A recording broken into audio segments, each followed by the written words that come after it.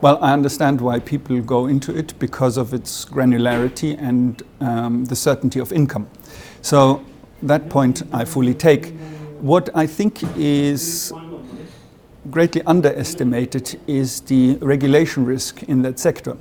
If we have a look at what is happening generally in the political environment, we have a more active regulatory environment, and politicians come to identify the real estate sector as a vote winner. If you look, for example, at the situation in Germany, where the Berlin government has capped the rents, and while this is going to court, whether they at all have the authority, the left and center-left parties are thinking about applying this over the entirety of Germany.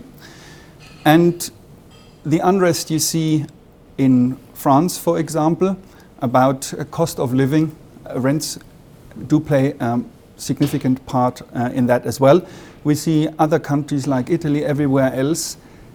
In the entirety of continental Europe, driven by the very low interest rates, prices of residential real estate have risen significantly. As a result of that, if you want to make a decent yield on it, you have to charge high rents. And that is something that is becoming an issue for the broad masses. Now, politicians don't give, let me rephrase this, do not greatly care about investment and business, but they care about votes. And if you have a large level of voters who are feeling under pressure from their rents, this is a big pool, and it's a very easy method to just put a cap on it or to regulate it in any shape or form.